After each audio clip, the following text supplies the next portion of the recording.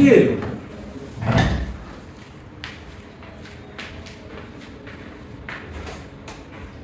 ও বল্টু আর কেলটু, আয় আয় আয় আয় আয় ভাই, আয় আয়, অনেকদিন পরে তোর সাথে দেখা হলো। আয় বস বস। তারপর বল, কি খবর ভাই? আর ভাই বলিস না, সর্দি কাশি হয়েছে আমার। আর পারছি না, এদিক ওদিক ঘুরতে ঘুরতে ক্লান্ত আমি। কোথায় ঘুরতে গেলি বল্টু? এর মাঝখানে এমন একটা জায়গায় ঘুরতে গেছিলাম না, নাম হচ্ছে বাঙুরঘাটি। এই জায়গাগুলো অদ্ভুত, বাঙুরঘাটি জঙ্গল। আবার জঙ্গল। আচ্ছা, অদ্ভুত ঘটনা। শোন, ঘটনাটা শোন আগে। ঘটনাটা কি বলতো, ঘটনাটা যাচ্ছি আমরা, যেতে যেতে হঠাৎ করে আমাদের জিপ খারাপ হয়ে গেল।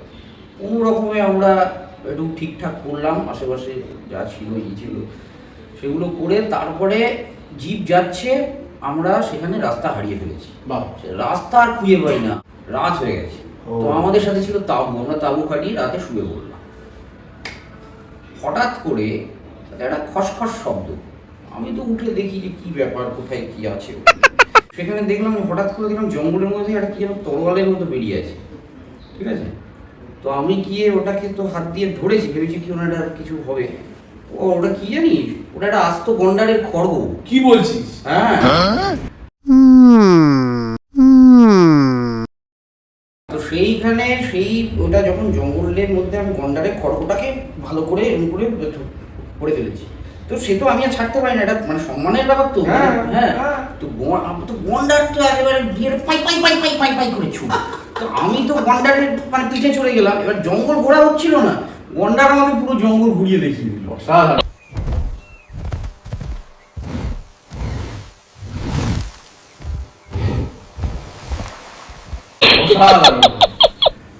সত্যি ঘটনাটা ভাব, তোর মতো মানুষকে বন্ধু পেয়ে সত্যি আমি ভাগ্যবান। আর ভাই, আর তোদের এরকম কোনো ঘটনা? তোর এরকম কোনো ঘটনা নেই? আমি তো সেই গেলাম এই 2 মাস আগে, আমি তো নর্থ বেঙ্গলের চিংড়ি ডোবা বলে একটা জায়গায় গেলাম। চিংড়ি ডোবা? আমি গেছিলাম ও একটা, আচ্ছা ঠিক আছে। তো স্টিমারে করে নদী পার হচ্ছিলাম, তো স্টিমারটা গেল খারাপ মাঝখানে। তো আমি সবাই গাড়ি ঘোড়া খারাপ হয়ে যায় কেন বলতো? ওর জিপ খারাপ হয়ে যাচ্ছে তো স্টিমার খারাপ হয়ে যাচ্ছে। আচ্ছা বল বল বল, ইন্টারাপ্ট করবো না, বল। তো আমি সেই নামলাম স্টিমার থেকে, নেমে জল দেখলাম শান্ত, নেমে একটু জলে হাত পা ধুচ্ছিলাম, এই করছিলাম, ভালোই লাগছিল। তো হঠাৎ দেখি একটা কুমির, ঠিক আছে? আমি কুমির? হ্যাঁ, সেই কুমিরের নর্থ বেঙ্গলে কুমির? উনি খপ করে জঙ্গলে কুমির চলে এলো। জঙ্গলে কোথায়? ডোবার মধ্যে, জলের মধ্যে, চিংড়ি ডোবার জঙ্গলে কুমিরের উপরে সেই চেপে বসেছি। সেই কুমির তো আর নড়তে পারে না, সেই আমি কুমিরের উপরে চেপে পুরো এই প্রান্ত থেকে ও প্রান্ত চলে গেলাম। কুমির কামড়ায়নি? না, কুমির কামড়েনি। কুমির কুকুর নাকি বুকে করে কামড়ে দেবে? ও তো চুপচাপ করে হাঁ করে বলে দিল। আমি তো কুমিরের উপরে চাপ করে করতে করতে করতে করতে বেশ সুন্দর দুলতে দুলতে, কেউ ছিল না, আমি একা রাইডার।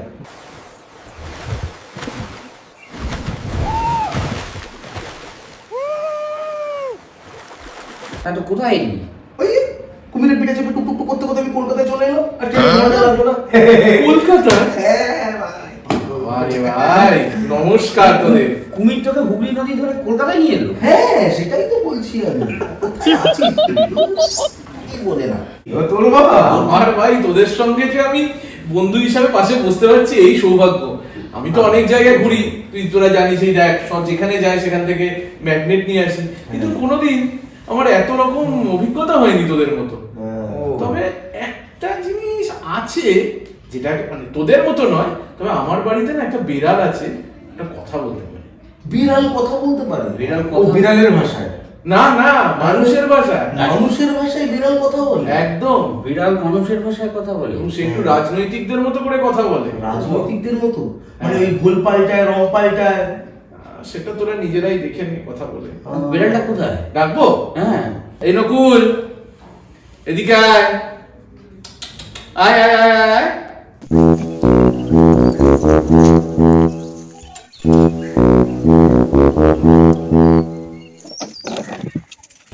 এই যে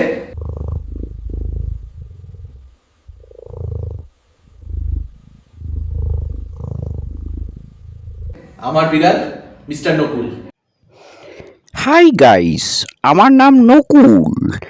আপনারা কি বিরোধী পার্টির লোক নাকি? হ্যাঁ, কি ব্যাপার? বাবা, এই বিড়ালটি পেলি কোথায়? পেলাম বলতে rarest of the rear collection. হঠাৎ করে আমার বাড়ি একদিন চলে এসেছে, আর সেদিন এসছে সেদিন থেকেই কথা বলছে। আচ্ছা, ও নাম কি? নকুল। নকুল? বেশ, মহাভারতের নকুল? হ্যাঁ। ও আচ্ছা, তা নকুলবাবু, বর্তমানে যে রাজ্যের যা পরিস্থিতি, সেটা নিয়ে আপনি যদি, রাজ্য এবং দেশের যা পরিস্থিতি তাই নিয়ে যদি আপনি একটা কিছু বলেন। রাজ্য এবং দেশের বর্তমান অবস্থা হলো ইঁদুর আর বেড়ালের দৌড়ের মতো, কিন্তু কেউই কাউকে ধরবে না, যে যার মতো থাকবে। বাবা, কি রে, এ তো একদম পাক্কা রাজনীতিকের মতো কথা বলছে। হ্যাঁ, তাই তো দেখছি। হ্যাঁ? ভালোই ট্রেনিং দিয়েছি। আমি ট্রেনিং দিইনি, ওই আমাকে ট্রেনিং দিচ্ছে। বাবা, কি অবস্থা রে! এ তো মানে, এ তো চোখে না দেখলে বিশ্বাস করা যায় না। নির্বাচনী ইস্তেহার অব্দি তৈরি।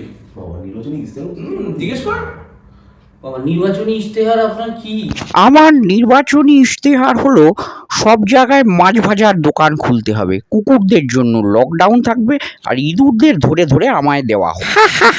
আর জোট সরকারের ব্যাপারে জিজ্ঞেস কর। তা নকুল বাবু, আপনি কার সাথে জোট সরকার তৈরি করবেন?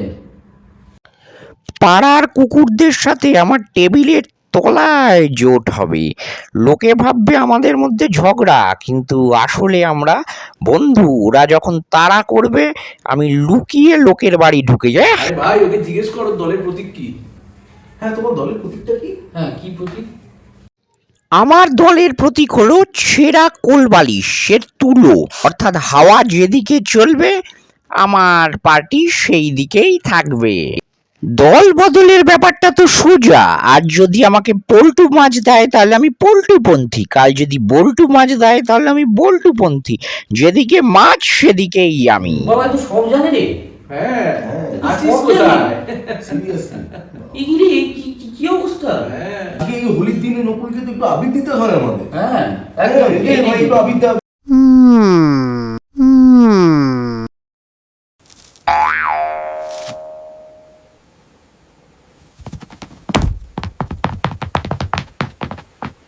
এই পড়ে, এই বসে গেল। এ কি রে? এই, এ তো এ কি? অদ্ভুত ব্যাপার। আরে তুই নাকি কিছু আরে এরকম কুমির ফুমির ইয়ে করে এসেছিলি, কি অবস্থা ছিল, পড়ে গেলি? বিড়াল, জানিস তো খুব চঞ্চল হয়, কিন্তু এরকম ভাবে ফসকে যাবে তো বুঝতে পারিনি। দেখ তো, তুই একবার দেখ তো পারিস কিনা।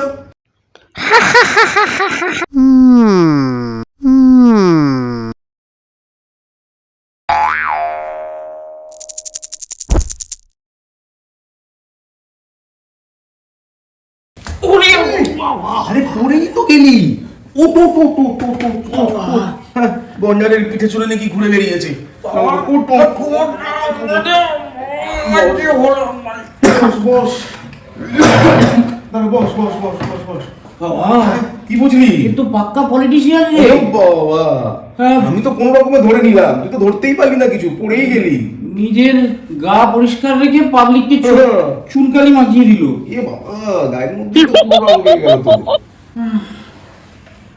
না, তোর বেড়ালকে নামিয়ে দে ভোটে, পাক্কা জিতে যাবে। সিরিয়াসলি?